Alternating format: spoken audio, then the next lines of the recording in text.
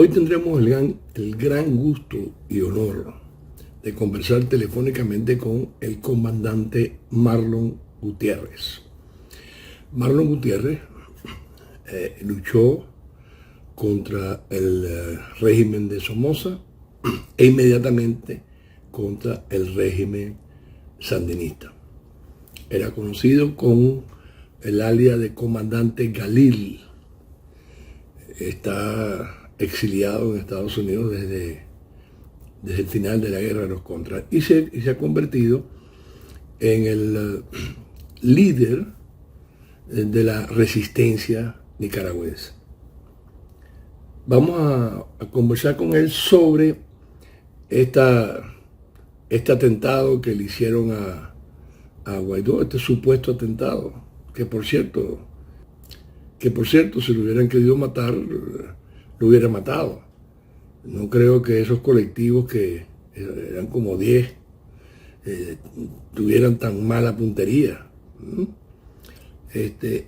Pero el comandante Marlon Gutiérrez sí nos va a comentar de otros atentados similares, muy interesantes, sobre todo aquel que le montaron, fue un montaje, a Arnoldo Alemán en Nicaragua.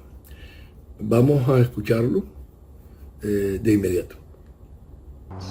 Bueno, en primer lugar quiero felicitarte, Robert, por esa campaña de esclarecimiento que usted ha hecho a nivel internacional y todos nosotros los que militamos en el mundo de la democracia y en contra del comunismo, pues nos sentimos agradecidos contigo porque realmente has hecho una labor extraordinaria y sigues haciendo una labor extraordinaria. Con relación a tu pregunta, realmente estos impostores como Guaidó y la falsa oposición, que nosotros comenzamos a verla en Nicaragua 20 años antes que llegara Chávez al poder en Venezuela. O sea, nosotros vimos, inclusive en la primera elección de Ortega en 1984, cómo organizaron a agentes del comunismo como Arturo Cruz, que era exfuncionario del Banco Mundial y era un hombre de gran reconocimiento en el mundo académico y en el mundo de la alta gerencia. ¿Cómo se presta al juego este infeliz? Y organizan una farsa electoral en la que obviamente es electo para su primer periodo de gobierno electo en Nicaragua el narcoterrorista actual presidente de Nicaragua después de 40 años en el poder. Desde entonces nosotros nos acostumbramos a ver estas patrañas. En Venezuela lo hemos visto desde la primera elección de Hugo Chávez en Venezuela. Nosotros vimos cómo se organizaba esa falsa oposición, cómo todas las triquiñuelas, todos los hilos de la infamia que se movieron para legitimar al criminal comunista, terrorista de Chávez en el poder. Esta cadena de acontecimientos llevaron a ratificar una y otra vez al criminal en el poder. Los nuevos bateadores, el que está en el turno al bate en este momento entre los bateadores de la traición es Juan Guaidó. Juan Guaidó, bueno, sus raíces, él mismo lo ha dicho, ellos vienen de militar del socialismo, son socialistas, son socios, incluso son socios comerciales, tienen negocios, tienen vínculos ideológicos, tienen vínculos familiares, tienen vínculos emocionales y saber cuántos otros vínculos tienen estos bandidos. De tal manera que para legitimar para legitimar a estos impostores, es necesario que el régimen, sale el propio régimen a hacer campaña por ello. Yo recuerdo incluso en Nicaragua cuando Arnoldo Alemán, que era un pro-sandinista, es más, un agente que había sido capturado hacía muchísimos años antes de que se presentara como candidato en contra de Ortega. El doctor Arnoldo Alemán había sido capturado como parte de una célula terrorista del Frente Sandinista de Nicaragua. O sea, que era un militante de vieja data, el que 20 o 25 años después lo presentarían como un opositor. Y para levantarle, porque mucha gente decía, bueno, pero este bandido tiene raíces sandinistas, está vinculado familiarmente con el sandinismo a través de los chamorros. Este hombre no puede ser un verdadero líder opositor porque este hombre tiene vínculos inclusive no solo familiares e ideológicos, tiene vínculos comerciales, porque habían miembros de la familia de Arnoldo Alemán que tenían negocio con los sandinistas. Entonces la gente comenzó a sospechar, esto puede ser una patraña. Pero entonces era necesario legitimar al traidor, era necesario realizar un atentado. Hago un llamado a la cordura y verdaderamente nos corresponde a los políticos serios el buscar que estas elecciones sean una fiesta cívica y no empañada ni de dolor ni de luto. Quisiera manifestar a la corporación que nuestro ánimo siempre es al lado del pueblo nicaragüense, no nos van a desanimar, vamos a continuar adelante. A mi familia, que estamos bien. En contra del impostor. Y efectivamente realizan en una caravana donde va el impostor, hacen una emboscada, hacen un atentado. Uno de los policías, miembro de la Policía Nacional de Nicaragua, de la Policía Sandinista. A mí no me gusta llamarle Policía Nacional porque eso de nacional no tienen nada.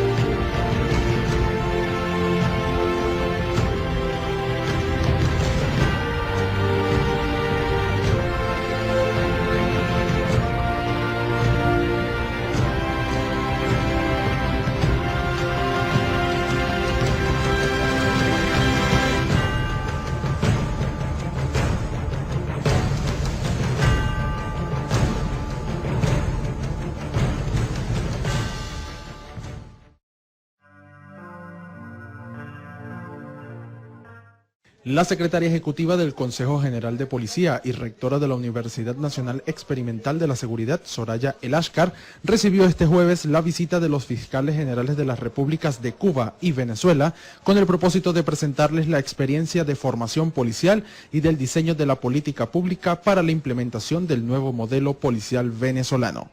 Por su parte, la fiscal general de la República, Ortega Díaz, manifestó su impresión positiva del encuentro, resaltando la formación de los funcionarios policiales comprometidos con los derechos humanos y al servicio de la población. Uno de los señalamientos que nos hacía la doctora El Ashkar es que cómo están formando el nuevo policía para que sea una persona comprometida con los derechos humanos.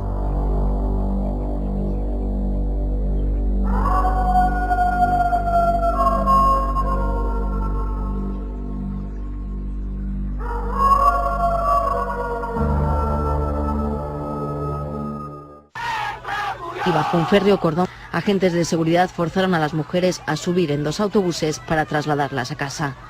La última respuesta oficial a lo que ocurre estos días ha llegado con un escrito de los intelectuales cubanos que denuncian una campaña internacional contra la isla y critican el manifiesto de artistas iberoamericanos que condenan la situación de los opositores encarcelados.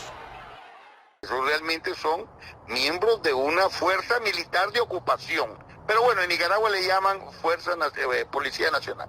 Entonces un miembro de la Policía Nacional que custodiaba al traidor, es ejecutado. ¿Y por qué digo ejecutado?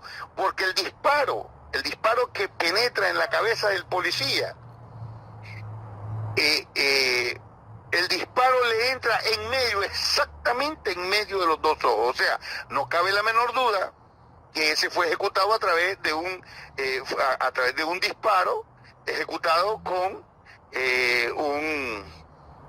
un fusil con mira telescópica. Y de esa manera pues ejecuta. Y claro, al día siguiente el escándalo, un atentado en contra del candidato a la presidencia. En el atentado pues salen uno que otro medio lastimado, y para demostrar la veracidad de aquel atentado, el policía tiene un disparo en el centro de las dos cejas, en el centro de los dos ojos. Ahí ultiman a aquel pobre y desdichado policía. Y de esa manera ustedes ven, por ejemplo, en el atentado a Guaidó, que es importante un atentado a Guaidó, porque ya la gente comienza, todo el mundo comienza a sospechar de que Guaidó es parte de la patraña del chavismo. Ya todo el mundo dice, oye, pero este Guaidó no hace lo que tiene que hacer, y es pura marchita y pura finta, y ustedes lo ven que parece que él está actuando en una obra de teatro, y entonces el tipo es un buen actor, es el gran líder de la oposición venezolana, ¿no? Y como ya el pueblo venezolano ya no se traga ese cuento, como ya el pueblo venezolano tomó conciencia de que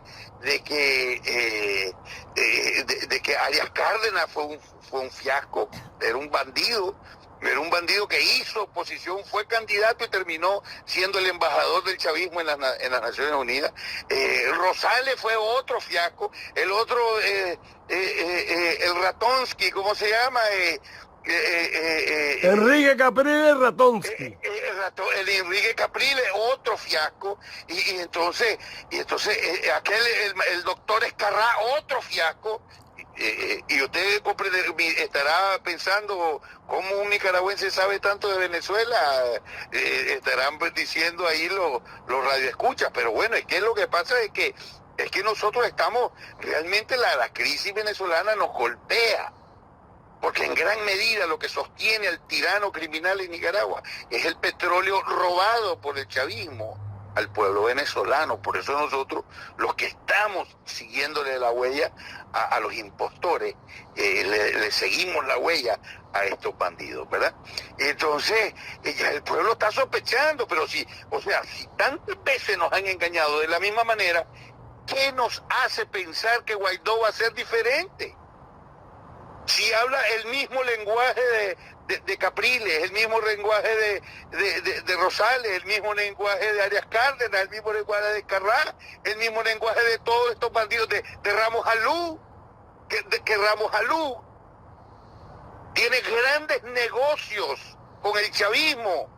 Grandes negocios con el chavismo. Y yo recuerdo cuando los venezolanos estaban envalentonados con Ramos Alú, ya se había llegado el momento de la redención de la democracia y del pueblo venezolano. Oiga, y tenían todas las esperanzas puestas en un agente infiltrado del chavismo, en un hombre que no solo, y que era vicepresidente del Internacional Socialista, que tiene negocios multimillonarios con el chavismo, y el pueblo venezolano estaba, y nos lo vendieron, la maquinaria propagandista del comunismo internacional que regenta Venezuela, nos lo venden. El departamento de propaganda del comunismo internacional que se dirige de la banda nos venden a estos impostores como los grandes redentores, como los hombres que van a salvar nuestro país y que van a restaurar la libertad y la democracia en nuestro pueblo. Esa es una desgracia, pero todavía más desgracia es el hecho de que nosotros, los nicaragüenses, los cubanos y los venezolanos, creemos en esa patraña. Eso es lo peor, porque está bien que el departamento de propaganda intente engañarnos, pero otra cosa es que nosotros nos dejemos engañar como si fuéramos unos enajenados mentales. Una gente que no sabemos pensar, que no podemos discernir lo que es la patraña, lo que es la mentira del impostor. Entonces ante esta situación que es insoportable, entonces aparece el tal Guaidó Ya nosotros no creemos en Guaidó, ya nadie cree en Guaidó. Entonces es importante ese mismo departamento, ese departamento de engaño, ese departamento de divulgación y ese departamento de propaganda del comunismo, tienen que planificar algo para levantarle las acciones a Guaidó. ¿Y qué es lo mejor? Realizarle actos de repudio, realizar atentados. Es más, que no les quepa lo mismo hicieron con la Iglesia Católica, cuando la Iglesia Católica se prestaba a las negociaciones con Ortega en la matanza de estudiantes del año pasado en Nicaragua.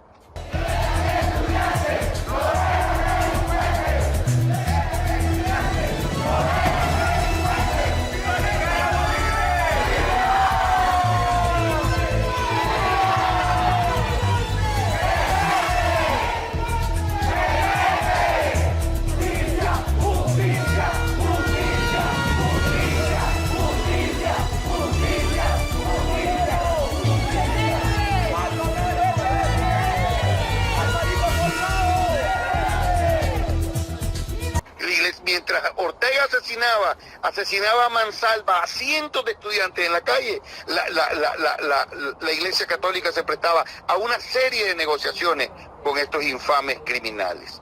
Y entonces, cuando todo el mundo comienza a ver a la Iglesia Católica que prácticamente se están prestando a la patraña criminal de los terroristas, entonces vinieron y le organizaron ese departamento de propaganda.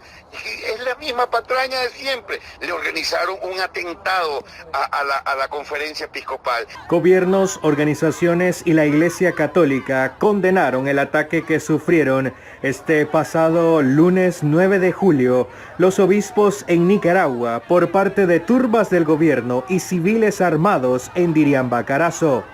Los mensajes de condena ante la violencia contra los religiosos fueron expresados por el gobierno de los Estados Unidos. Posteriormente, la Comisión Interamericana de Derechos Humanos, la Organización de las Naciones Unidas, se pronunciaron también en contra de los actos perpetrados contra los obispos. La Embajada de la República Federal de Alemania en Managua también se pronunció al respecto, publicando un comunicado en el que condena enérgicamente el ataque contra los representantes de la Iglesia Católica en Nicaragua. Aseguran también que el gobierno alemán está trabajando para esclarecer los actos de violencia y para encontrar una solución política a la crisis que afecta al país desde el pasado 18 de abril. Las conferencias episcopales de México, Costa Rica y Panamá se hicieron eco de la agresión a los obispos en Nicaragua y de igual forma se pronunciaron en contra de los ataques que recibieron sus homólogos y algunos periodistas independientes que cubrían el acontecimiento. Ante esto, la Sociedad Interamericana de Prensa reiteró su condena a las agresiones contra periodistas y sacerdotes. Y entonces salió el arzobispo con una uña raspada y el otro arzobispo que lo despeinaron y al otro arzobispo lo empujaron, y todo esto debidamente filmado. ¿Por qué? Porque es importante demostrar que las turbas están en contra y que estos son verdaderos opositores. Y es exactamente que cuando yo veo lo de Guaidó, es que fíjate que prepararon hasta las cámaras, prepararon las cámaras de filmación, porque ellos lo que están creando es un teatro.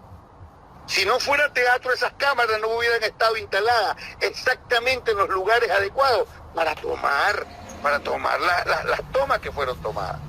Estamos de regreso. Grupos de respaldo al gobierno de Venezuela atacaron hoy con armas de fuego a una comitiva del presidente del legislativo Juan Guaidó durante una travesía por los barrios populares de Barquisimeto, el Golfo de Maracaibo. La caravana que acompañaba al presidente interino de Venezuela, Juan Guaidó, fue atacada con disparos de armas cortas y piedras. Así quedó uno de los vehículos de la comitiva.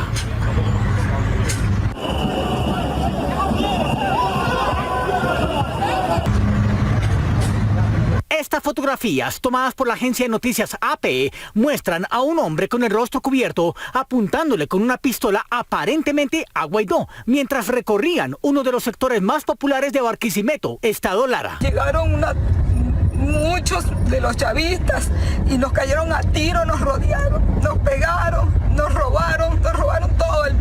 Mi maletín completo me lo robaron todo. Durante la manifestación frente a la parroquia Juan Villegas, en la que Guaidó y sus seguidores anunciaban la unión para las protestas que llevarán a cabo el próximo 10 de marzo, hubo disparos por parte de uno de los colectivos chavistas. El colectivo llegó aquí a amedrentarnos y que me iban a lanzar un tiro, lo que sí sé era que me querían quitar el teléfono, pero yo no me dejé. Entonces, no tengan miedo, corran, salten, brinquen, no se dejen agarrar porque eso es lo que le tienen miedo a ellos. Guaidó se comunicó con un joven de 16 años que fue impactado en una pierna. ¿Cómo estás tú? ¿Cómo te sientes, pana? Es el presidente. ¿Cómo estás, Jordi? ¿Cómo estás? Fuerte. Bueno, hermano, cuente con... Te duele, ¿no? Cuente con nosotros. Un militante del movimiento Primero Justicia también resultó herido. Tenemos información de un herido de bala en el abdomen, estamos por confirmarla, estamos tratando de ubicar, porque incluso los mismos grupos terroristas se llevaron a esta persona, es una persona de avanzada edad. Primero Justicia tenemos por lo menos a unos 5 o 6 lesionados. ¿Cómo lo dieron? Me apuntaron con la pistola. Los afines al régimen de Maduro también intentaron robarles los teléfonos celulares a civiles que estaban en la manifestación. Me quitó el teléfono al señor y nos apuntó a todito y nos dijeron que corriéramos. Guaidó solicitó investigar además a estos hombres que, según testigos, hicieron parte de los grupos armados que atacaron con disparos a los manifestantes. Esa es mi opinión, mi querido licenciado, con relación a esos falsos atentados que no son otros que la manera de levantarle el perfil, de darle credibilidad a los impostores. No, y hablando de la Iglesia Católica, el cardenal Obando y Bravo, haznos el recuento de que él fue el gran defensor de los antisandinistas y terminó en el gabinete de los Ortega. Bueno, sí, no, claro, entonces el cardenal era, yo no sé por qué no le dieron el premio Nobel de la Paz, porque ese hombre pugnaba siempre por el desarme.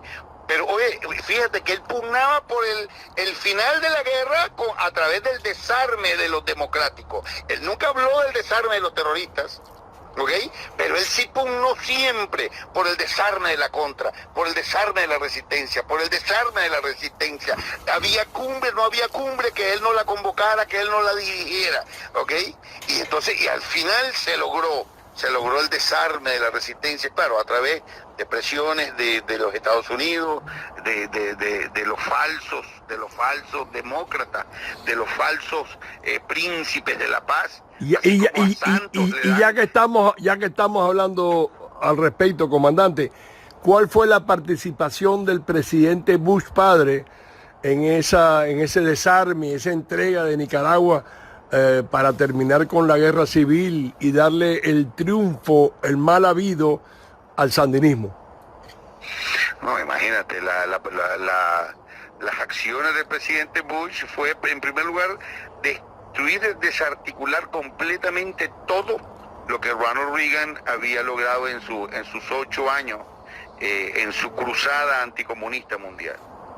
Y aunque Bush recogió la gloria de que en sus pies cayera el muro de Berlín, el nefasto muro de Berlín, y se liberaran muchos países y que se derrumbara el imperio del mal de la Unión Soviética, tuviste de que él fue castigado por el pueblo americano con la no reelección. Sí. George Bush padre no fue reelecto porque precisamente él actuó en contra de todas las grandes victorias de Ronald Reagan. Él no supo ser el tercer periodo de Reagan. Bueno, a pesar de que invadió Panamá y sacó del poder a Noriega. Bueno, sí, pero eso, acuérdate que lo de Panamá, era un asunto de defensa de los intereses estratégicos de Estados Unidos. No fue parte de una campaña de destruir el comunismo, el trasiego de armas y drogas, sino que fue algo de proteger los intereses norteamericanos en el Canal de Panamá. Pero lo que realmente en conclusión hizo en Nicaragua fue destruir toda la gran victoria del pueblo nicaragüense, del más grande y patriótico ejército que en 10 años de guerra destruyó todo el inmenso material y la gran invasión comunista, militar comunista. La Unión Soviética llevó más de 1.000 millones de toneladas de material de guerra para enfrentar la guerra de resistencia que plantearía el pueblo heroico de Nicaragua. La resistencia nicaragüense se convirtió en el ejército que derrota la invasión comunista internacional dirigida por generales soviéticos, libios y cubanos. Los generales soviéticos, libios y cubanos salen de Nicaragua derrotados militarmente. Y ya esta victoria del pueblo, de la democracia y claro, del presidente de los Estados Unidos, Ronald Reagan, que se batió a nivel internacional a favor de la lucha militar en contra de la invasión militar comunista, toda esa inmensa victoria de la democracia, de Reagan, del pueblo de Nicaragua y del más grande heroico ejército en guerra en la historia del continente americano como fue la resistencia nicaragüense, todo eso se echó a la basura gracias a las acciones del presidente George Bush padre. A través de una farsa electoral, bueno, a través de un proceso electoral que era necesario para acabar con esa guerra, ¿no? Bueno, sí, la patraña fue la necesidad de terminar la guerra, pero si has hecho una guerra de 10 años y has ganado la guerra, el enemigo está derrotado, pues lo menos que puedes hacer es provocar la destrucción de esa estructura terrorista enemiga, porque el comunismo, oiga, en Nicaragua era un cuartel de Al-Qaeda. Era un cuartel del terrorismo internacional, sigue siendo un cuartel del terrorismo internacional. Y después de esa elección donde la Unión Nacional Opositora, gana y entra Violeta Chamorro al poder, vienen 3 gobiernos que son genuflexos al sandinismo. Es correcto, son pro-sandinistas, son 3 gobiernos que se hacen llamar democráticos, tienen el respaldo de las instituciones norteamericanas, de la Agencia Internacional del Desarrollo, de la Organización de Estados Americanos, y fueron 3 gobiernos pro-terroristas que prácticamente consolidaron en el poder en Nicaragua al terrorismo, que legalizaron las miles de propiedades robadas por el comunismo en Nicaragua. Hubo más de 600 atentados. Bueno, o sea, los 600, cuando te mencioné los 600 crímenes, los 600 atentados terroristas que se cometieron en Nicaragua, fueron aniquilando a la dirigencia del Ejército de la Resistencia, que prácticamente fue obligados a entregarse por la administración norteamericana. Prácticamente el gobierno de los Estados Unidos obligó al ejército de la resistencia nicaragüense a entregarse casi en condiciones de derrotados. Imagínate, se ganó la guerra, fuimos entregados en condiciones como si hubiésemos sido derrotados y posteriormente fuimos sometidos al exterminio selectivo y colectivo, de la dirigencia del heroico ejército de Nicaragua, de la resistencia, y no hubo ninguna institución internacional, no hubo ningún tipo de presión ni ningún tipo de esclarecimiento por ningún organismo internacional, por las Naciones Unidas y muchísimo menos por la actitud cómplice de la Iglesia Católica en Nicaragua. Realmente lo que ocurrió en Nicaragua fue una tragedia espantosa, porque en Nicaragua no era el típico proceso electoral o de protestas que se ha vivido, por ejemplo, en Venezuela y que no se ha permitido en Cuba. En Nicaragua se realizó la más estruendosa, la más sangrienta, la más sofisticada guerra de resistencia en contra de una ocupación militar en el mundo. Una de las más poderosas, y esa fue obra de Ronald Reagan. Y esa inmensa campaña militar de guerra de liberación fue la que no solamente fue echada a la basura, sino que los heroicos, los grandes guerreros que dirigieron esa guerra en los campos de batalla, que habían sobrevivido a miles de combates en contra de fuerzas superiores desde el punto de vista numérico, desde el punto de vista técnico, desde el punto de vista logístico, y sin embargo nos alzamos con la victoria para después ser entregados y ser asesinados precisamente por las fuerzas de la democracia, por el gobierno de los Estados Unidos, por la Organización de Estados Americanos y por la nefasta Iglesia Católica Nicaragüense. Bueno, comandante, ha sido una explicación bien profunda de un proceso que quiera Dios que no se repita en Venezuela. No, es que te voy a decir una cosa, no tienen ninguna opción. Perdóname que sea pesimista en ese sentido, pero realmente a una fuerza militar terrorista como la que hoy ostenta el poder en Venezuela, es irrisorio, es absurdo pensar que con una protesta cívica, que con una acción democrática, pacífica, vas a desalojar a una pandilla de forajidos criminales apertrechados con el más grande arsenal militar, con respaldo militar internacional de los rusos y de los chinos y con toda la logística de guerra. Oiga, es que si nosotros debemos entenderlo, Venezuela, Nicaragua y Cuba, estamos atrapados por una fuerza militar terrorista de ocupación. ¿A quién carajo se le puede ocurrir que a un terrorista, por qué no fue a Estados Unidos a negociar con Bin Laden después que derribó las Torres Gemelas de Nueva York? Es ¿Por qué correcto. no trataron de convencer a los terroristas de Al-Qaeda o a los terroristas de ISIS de que se entreguen y dejen esas acciones, esas actitudes perversas y radicales? Es correcto. No existe manera de que usted pueda convencer a un ortodoxo criminal que se arrepiente si él goza asesinando. Él disfruta provocando la muerte masiva de la sociedad a la que odian. ¿Qué creen que ustedes que sienten los comunistas en el poder? ¿Qué creen ustedes que sienten estos criminales por su pueblo?